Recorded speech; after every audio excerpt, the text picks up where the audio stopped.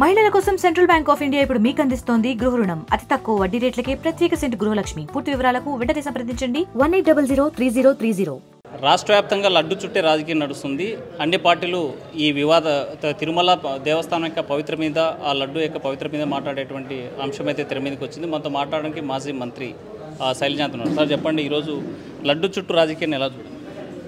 Sir, laddu చుట్టూ రాజకీయాన్ని ప్రజల్ని సమస్యల నుంచి పక్క చూపులు చూసే విధంగా, లేకపోతే దాన్ని మర్చిపోయే విధంగా చేసే ప్రయత్నాల్లో ఒక భాగం.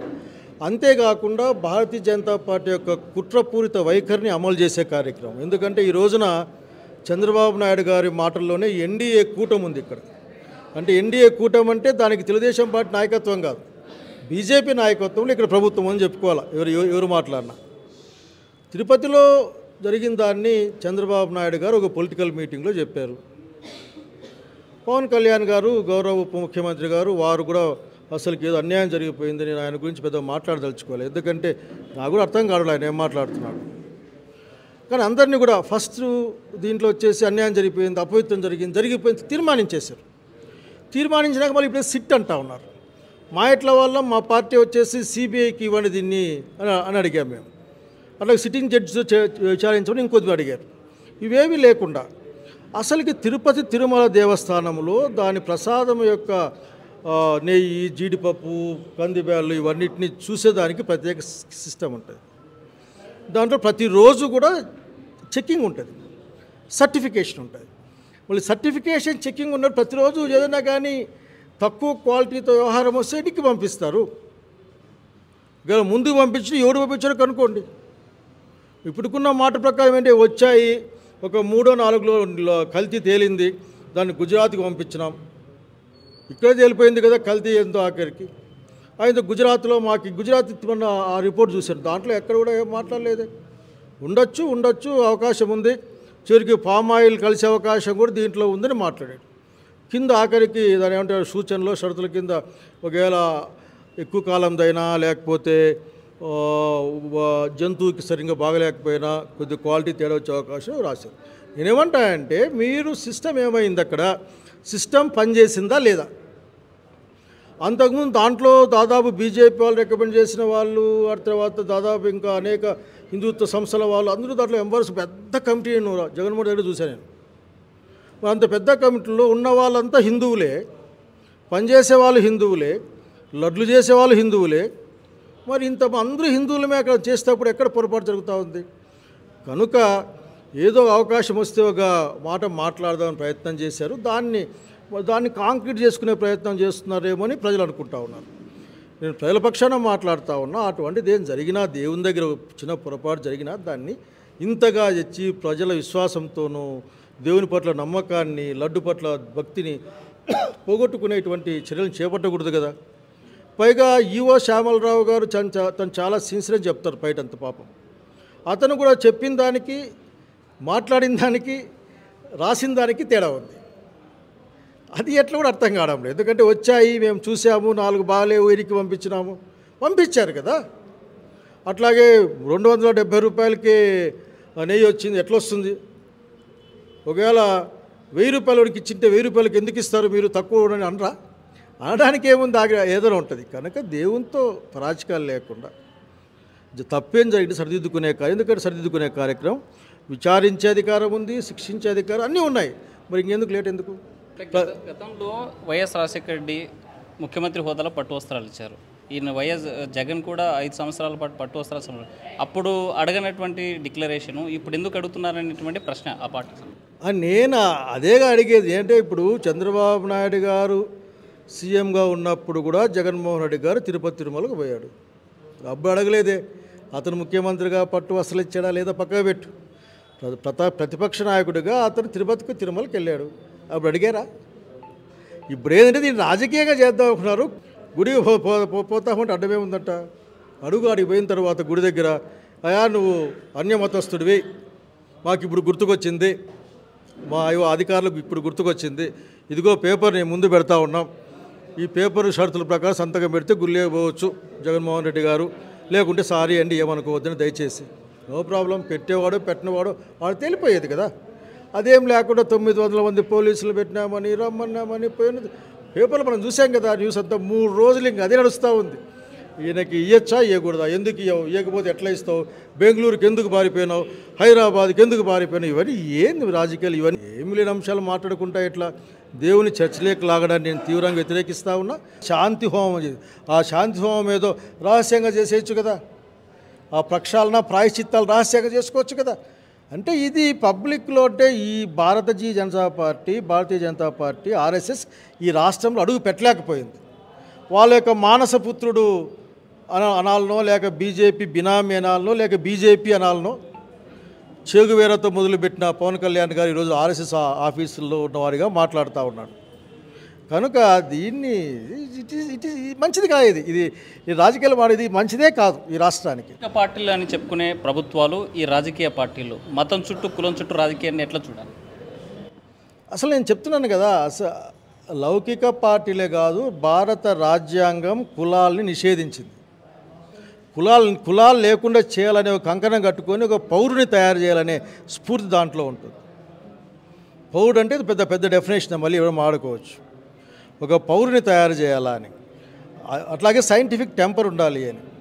దీంతో పాటుగా అందరూ కూడా ఏంటంటే భారత రాజ్యాంగం పైనే ప్రమాణం చేస్తారు. కులాలు రాజకీయాలకు తేమనే చెప్తారు, మతాలు రాజకీయాలకు తేమనే చెప్తారు. కానీ ఈ రోజున భారతీయ జనతా పార్టీ యొక్క మోటో అట్లేదు. భారతీయ జనతా పార్టీలో ఒక ఉదాహరణకి ఎట్లా గాంధీ గారి జయంతి రాబోతూ ఉంది.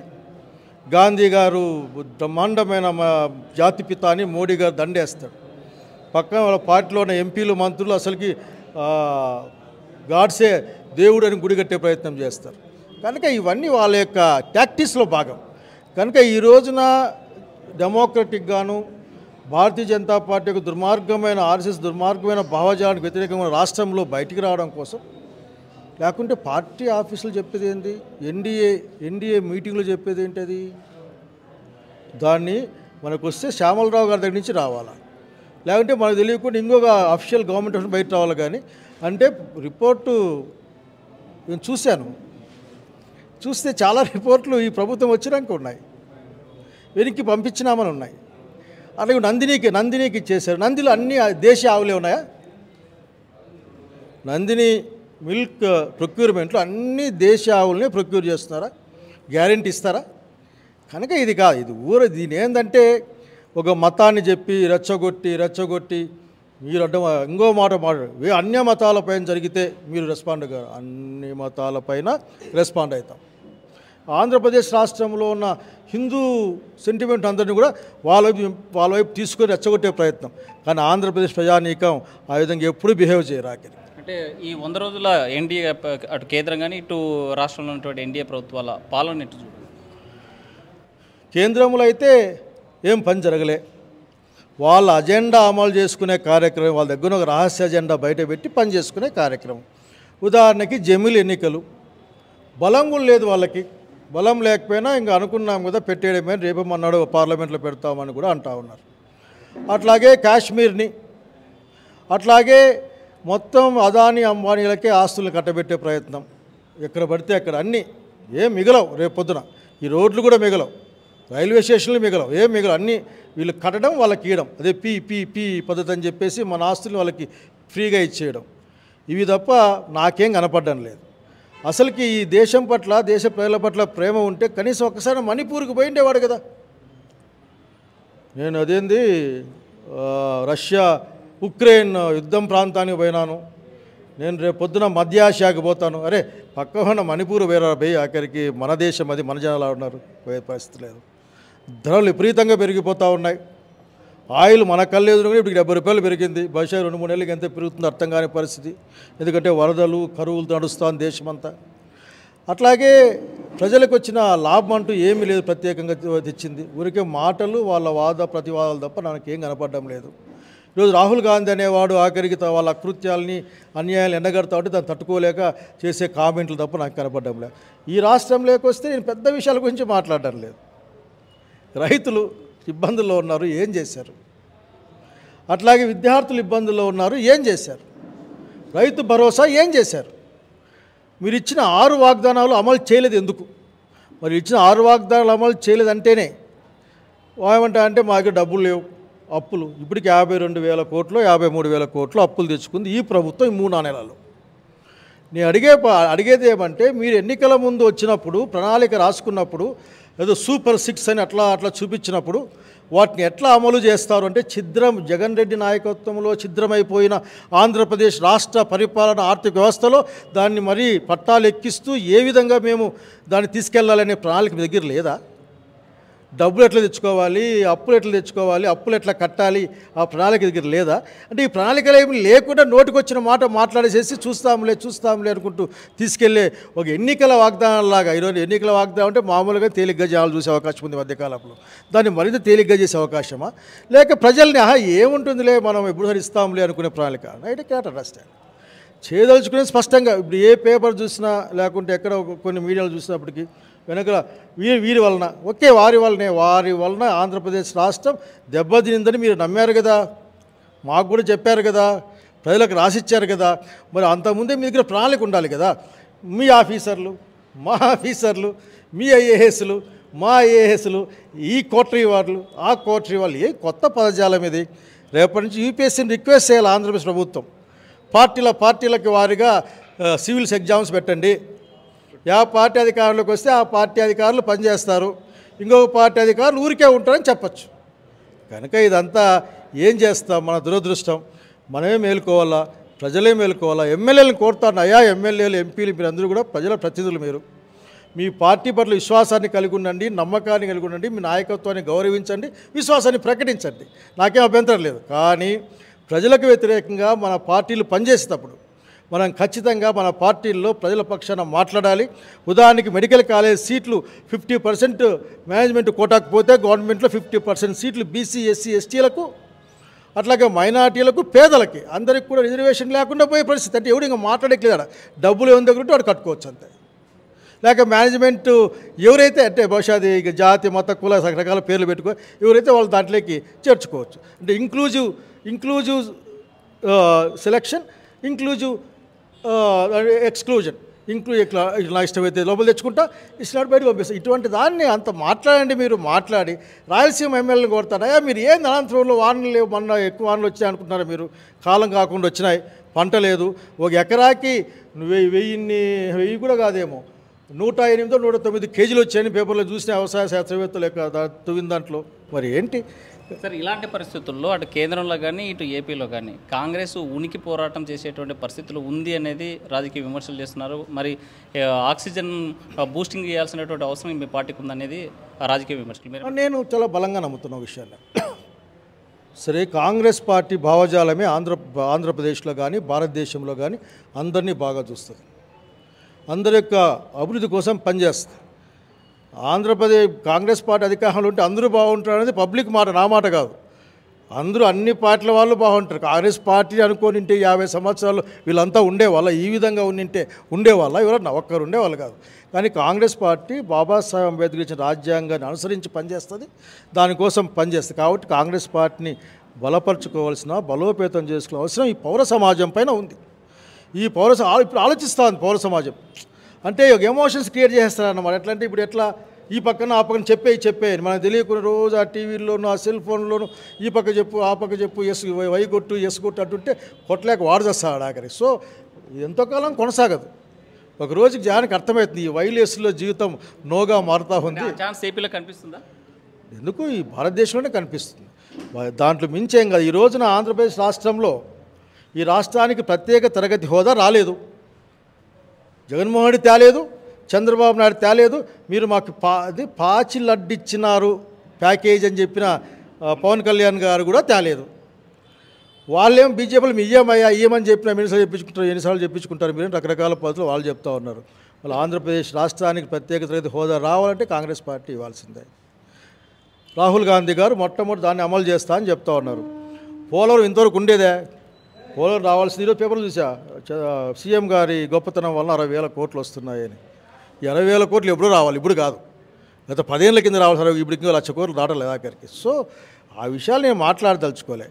నేను మాట్లాడదలుచుకుంది ఒకటే, భారతీయ జనతా పార్టీ ఆంధ్రప్రదేశ్ రాష్ట్రం పట్ల వ్యతిరేకత ఉంది. ఒక్క లాభం చేయలేదు ఇంతవరకు.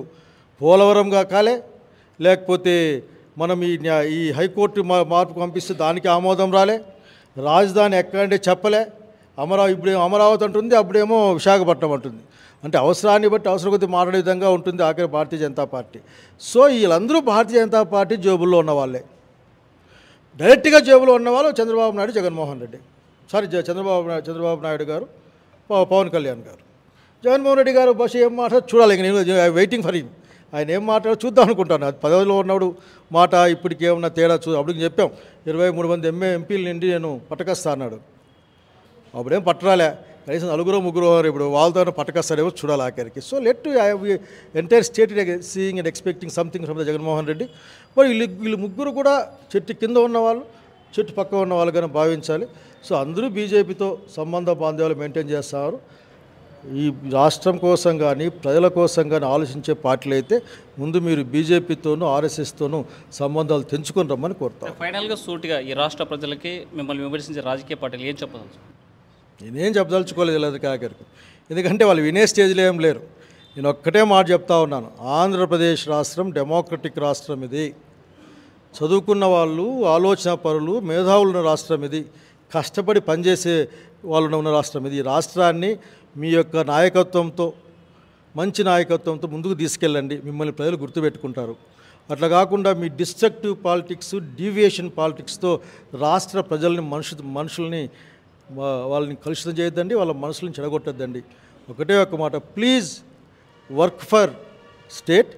ప్రజాప్రతినిధులను కోరుకున్నది ఒక్కడిని ఎమ్మెల్యేలు, ఎంపీ ఇటువంటి వాళ్ళని ఏం కోరుకుంటే మీరు ప్రజల కోసం మీ పార్టీల్లో ప్రజల పక్షాన్ని నిలబడండి, పోరాడండి, ప్రజల కోసం పనిచేయమని కోరుతా ఉన్నాను.